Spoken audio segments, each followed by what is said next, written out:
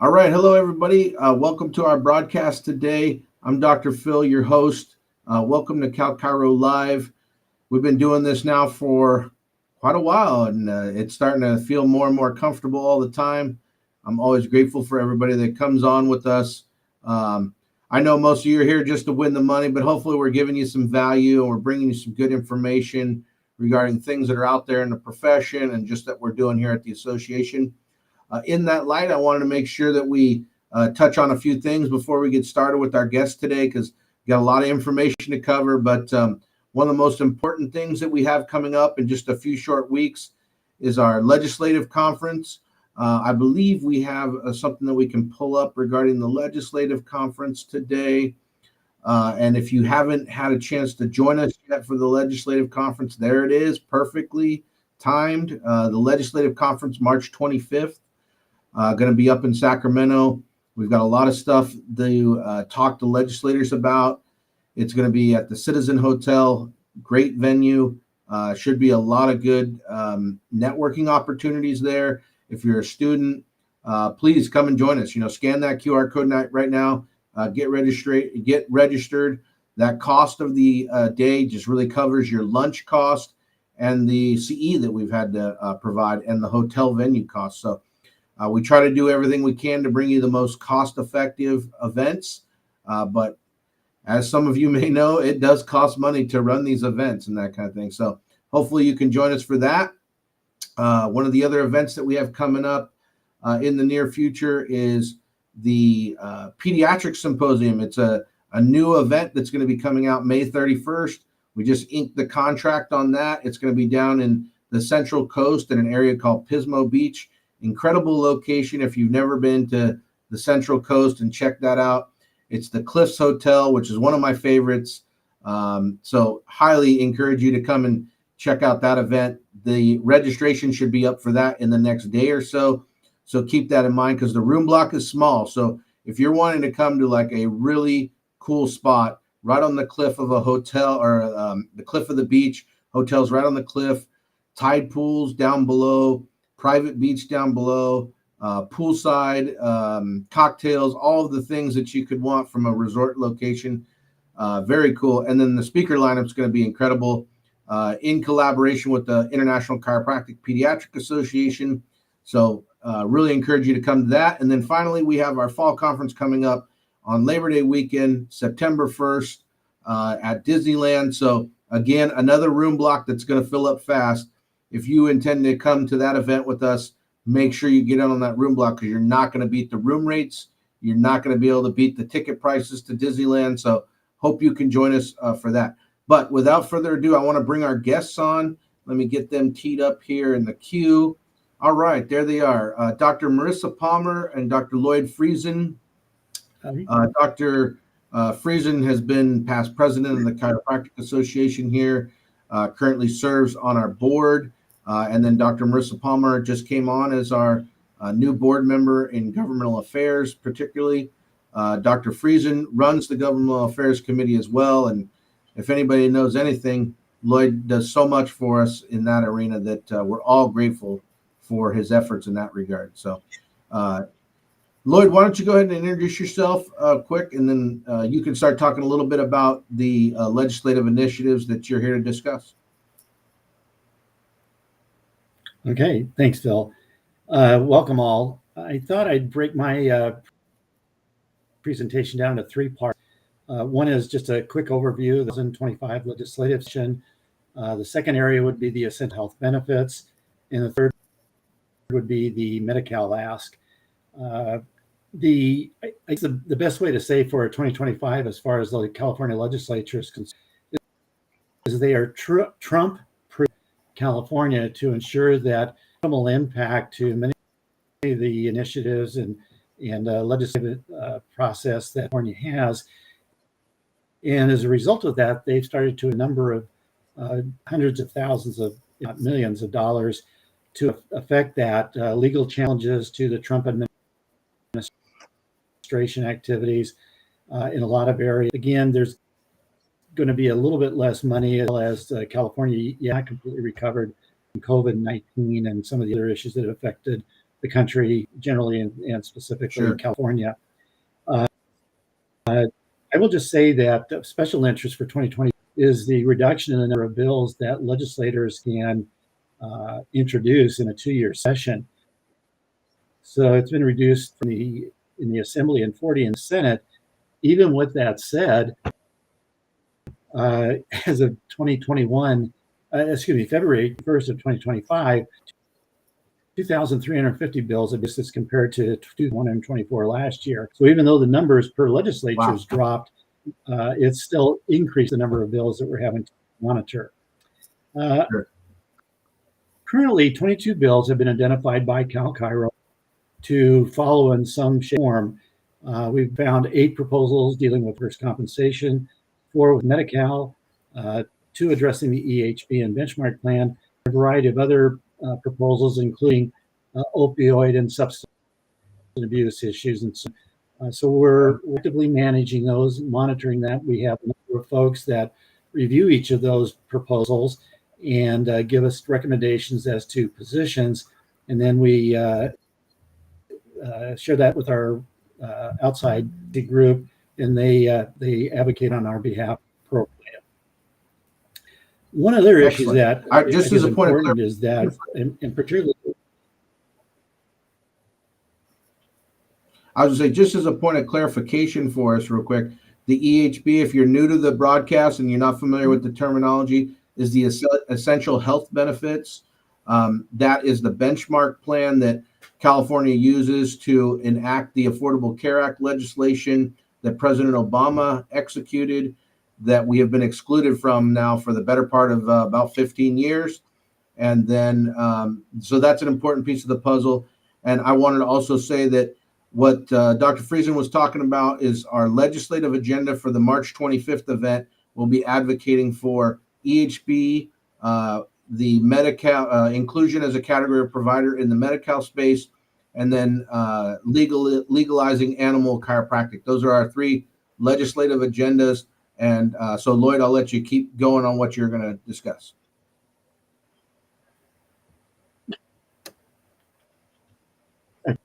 Well, what I thought talk about just quickly now is again 2 or 3 times about the importance of attending the legislature on March the 25th up in Sacramento. And the importance of that is that 36 of the 120 members last year have been termed out. And so we have 28 of those seats filled by people who have never served the California legislature before. So the importance for your attendance at the legislative conference is for educational activities, meet and greet your legislator up in the Capitol in Sacramento, which then should springboard into your them in the district offices. Hugely important, because as you are constituents of that newly elected legislator, you have time to educate on our issues, specifically to our legislative agenda, but again, just generally as it relates to chiropractic here in California.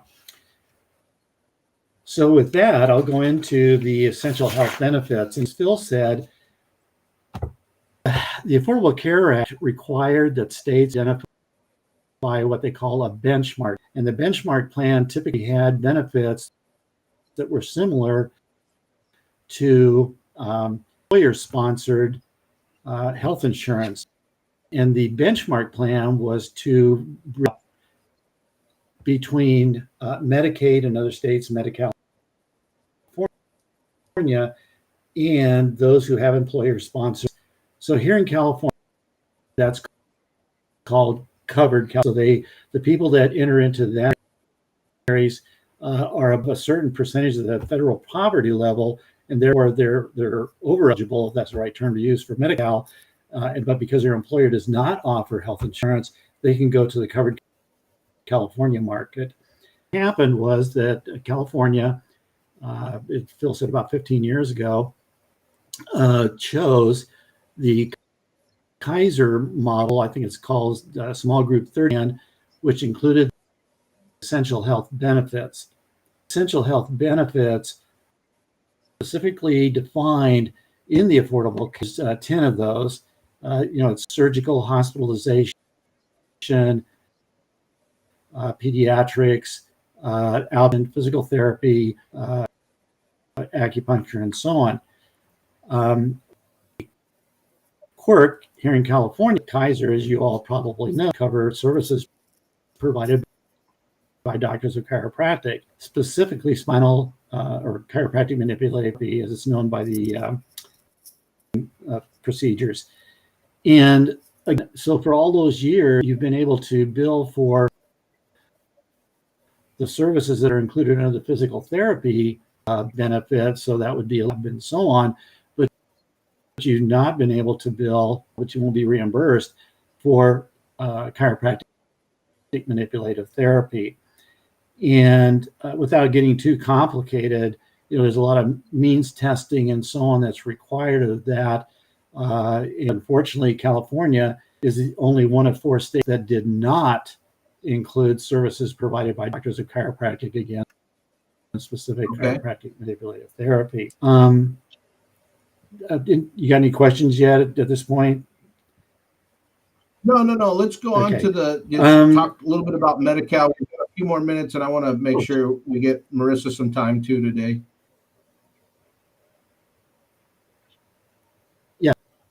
Well, what I was going to do is quickly just go over the 2 bills that are addressing the essential health benefit requirement and benefits. And truly, I can tell you that there's 25 different organizations that are vying for either inclusion in the essential health benefit definition or the benchmark plan, or increasing in benefits. So you have the disability, you have the pediatric hearing, you have IVF folks.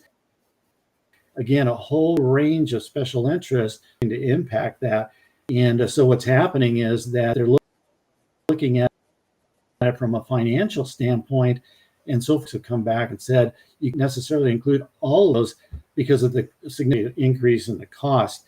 So currently there's 2 bills, AB 224 by Bonta and SB 62. And those are respective health committee and in the assembly. And CalChiro has been an actual state of meetings specifically asked to testify. We've also testified anytime there's been a and/or written testimony. Now, it sounds interesting that we would, I will tell you this, but it's our position right now that we are opposing both of those bills amended to include the full array of services provided by doctors within their authorized scope of practice. So that would give you the opportunity to provide services and remove the barrier that patients or members of the covered California have in relationship to the access to their doctor of chiropractic. With that, I'll go to the Medi-Cal issue really quick. As you probably all know, we have done what's called a Medi-Cal ask of the various subcommittees on health in both houses of the legislature.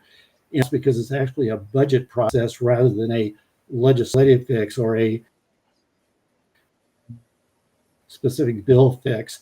And we've made some, but as I mentioned earlier, there's a real issue related to the funding and you all may know that just yesterday, I think it was, the Republicans in the House of Representatives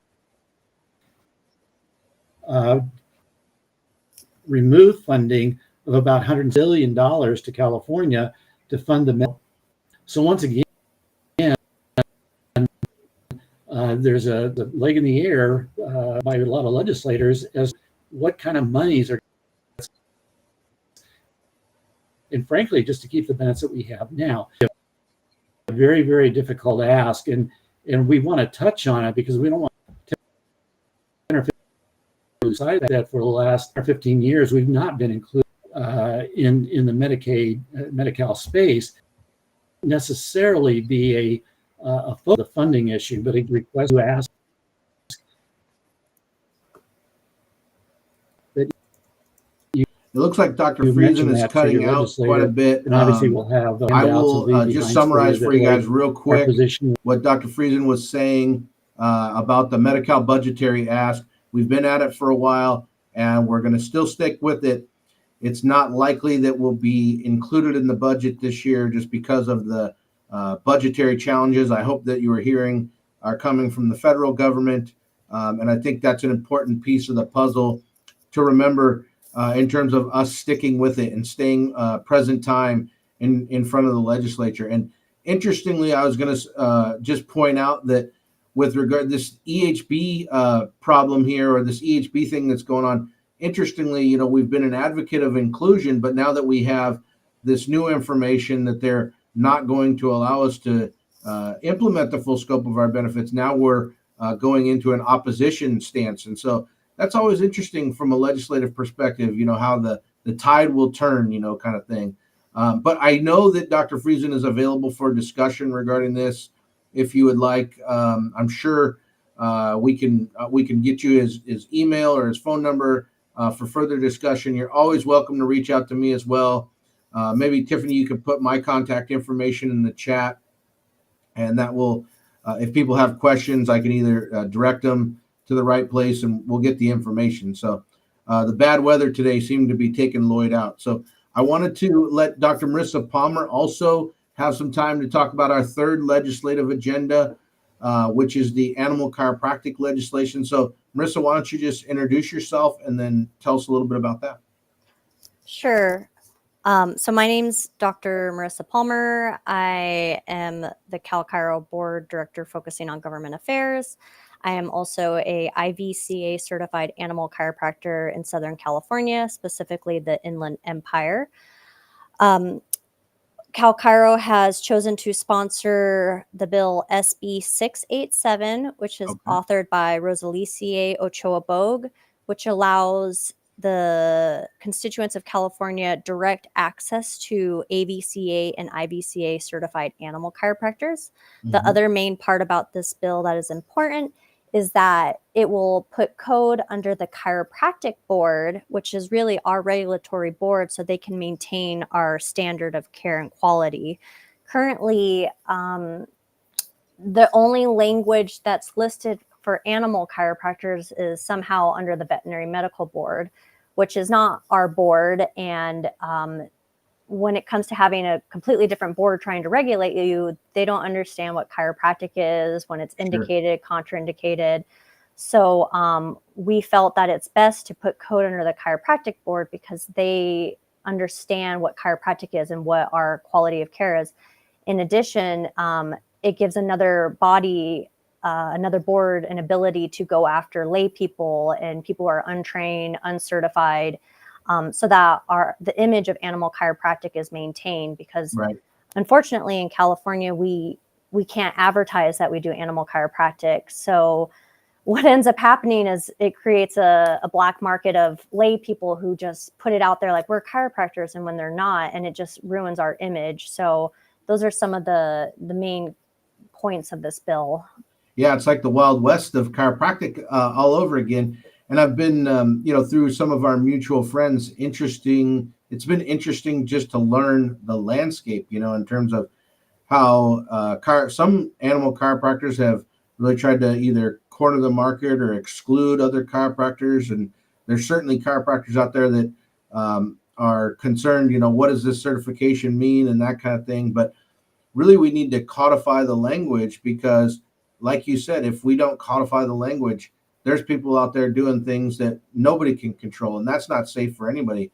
The animals, the human owners, obviously, all of those kind of things. So just share with us a little bit about how you have come to create this legislation and the process, because I think it's really important for, you know, everybody here that's with us or people that are here with us, they feel like it's daunting, you know, to get involved legislatively, and they don't like politics or, you know, those kind of things. But you and I are very similar in that, you know, and I obviously admire all of the work that you've done to get us to this point. So I think it's important for people to hear that, because you and I can coach them, and I could say I'll coach them, and I know that you'll be happy to talk with people about your experience. So just tell a little bit people how we got here.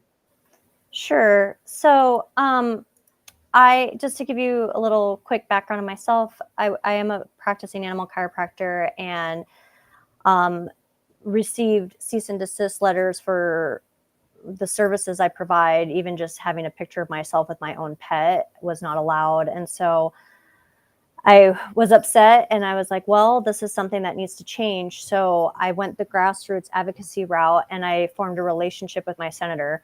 And I don't admit to be a very good speaker, but I'm very heartfelt. And I feel like if you come to your senator, your legislators as a constituent and you say, hey, this is a concern I see that's going on, they're there to listen. You know, they're Right. public servants. We elect them to serve the people. And so over the last 2 years, every month I would go to my district rep for my senator and explain, here's the animal chiropractic situation. And to be honest, I didn't make it about myself. I made it about the vets, how the vets are suffering because of this language. We do have vets that are in support of this bill and wanting to change it, how the constituents are suffering. And inadvertently, it affects us. But when you come from a place of, you know, we want to make this better for everybody, the legislators are interested. And so getting to the language, we emulated another state. There are at least 6 states that currently have better animal chiropractic laws. So we emulated Ohio's language to get that language going. And just to give you a perspective, this isn't just a California issue. This is across the U.S. So currently we have 12 other states that are having legislation with the pretty similar language as well. Right. So the wave is coming for animal chiropractic. So I hope I answered your question. Oh, no, that was great. That was great. I appreciate that.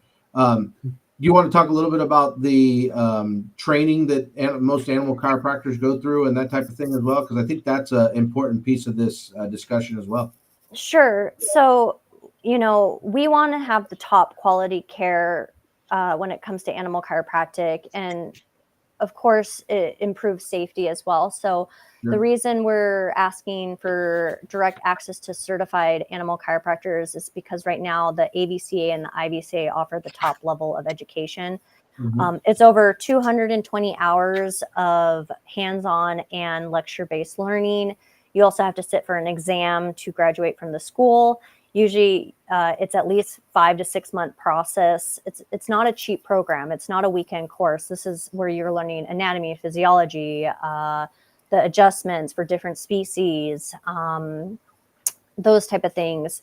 And then to get an AVCA or IVCA certification, you have to sit for that national or international examination.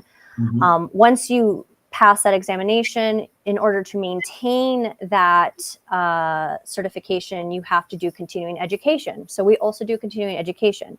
We also have our own malpractice, which are offered by a lot of the major companies, ChiroSecure and CMIC.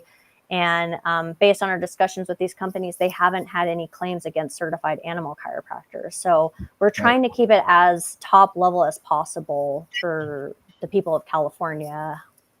Excellent. Well, I really appreciate that. There was a quick question in the chat in terms of would we be able to advertise animal chiro if this bill were to pass?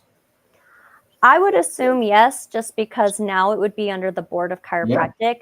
Exactly. You would have to advertise if you were a certified animal chiropractor, because then people will know you would be available for direct access. So and that would make it so that we're not under the guise of practicing veterinary medicine. We are practicing chiropractic. That's amazing. And if anybody has any other questions, is it okay if we put your information in the chat? And let me type put it it in there yourself, and you can get a hold of Dr. Marissa with questions. Dr. Friesen, you're back. Your video's working again now. So let's, I had offered, I put my own information in the chat. If you are okay with us putting yours in as well. Or would you like us, we could go through the home office too, and they can get, excellent. Well, thank you guys so much. It doesn't matter to me. As I sit here, your audio is still breaking up, Lloyd. We can see you better now, but we can't hear you that well. So But thank you guys so much for being on here today. As I've sat here and talked with you and thought about this, over the last few months and things, that I can't help but think, this is our lives. This is our livelihood, right? But really, this is our lives. And so I think, if there's people on here, first time on the broadcast, I encourage you to look into. In fact, I'm going to bring up some QR codes here just so people can see what we're doing in terms of Legislative Day. But I think if you can join us for Legislative Day, I would love to see you.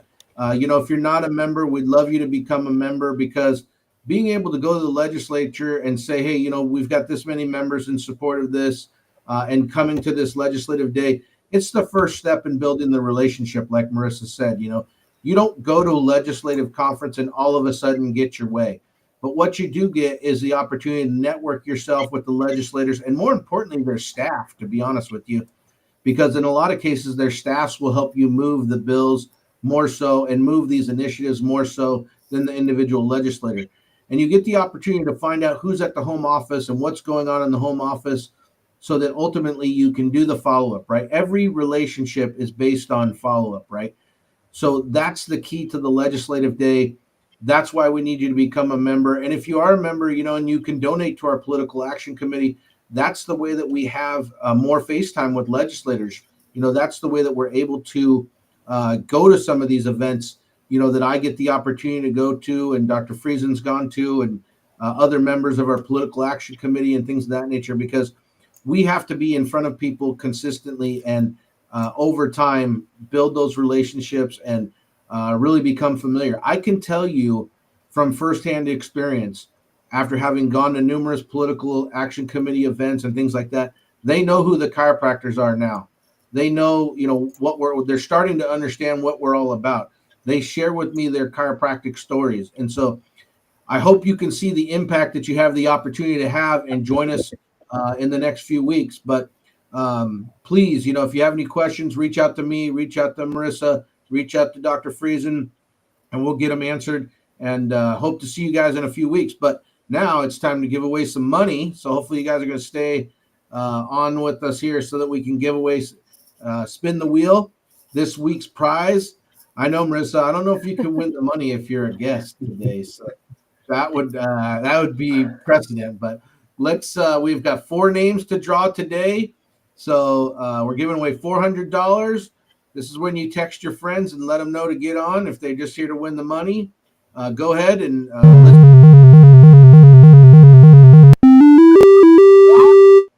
wow, Mark Gottlieb. Oh man, I know Mark, practitioner down in San Diego.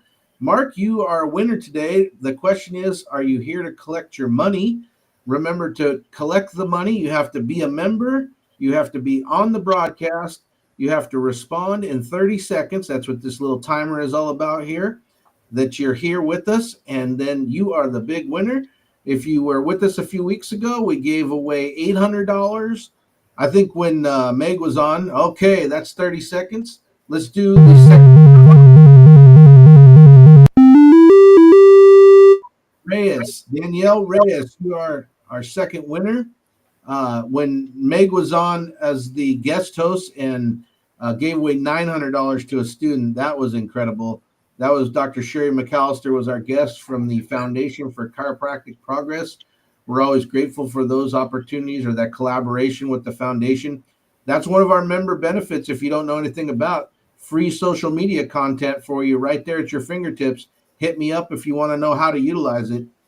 All right, name number 3. Oh gosh, the DOS Master Flex. I saw your name.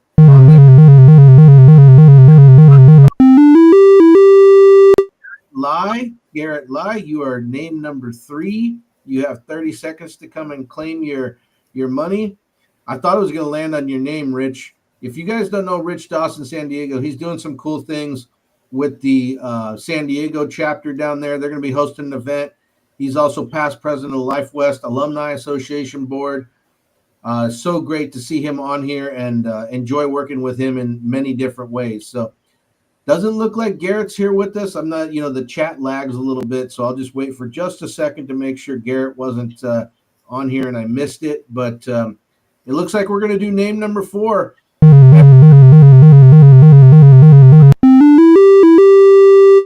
Manago. David Manago. Remember, if we do not have a winner this week, next week will be name number 5, or we'll have 5 named, meaning we'll give away $500 next week.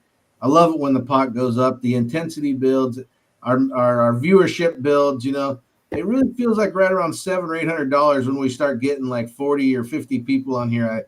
I'm starting to see a trend, you know. So, but hey, thanks so much for being on with us. I'll wait just a few more minutes. David doesn't look like he was with us today. If you know David, let him know he was a winner. But if we can take the wheel down, I just wanted to thank Dr. Friesen and Dr. Palmer one more time. Any final words? Come to Ledge Day. All right. See you at Ledge Day. All right. Not speechless. So thanks everybody for being on, and we'll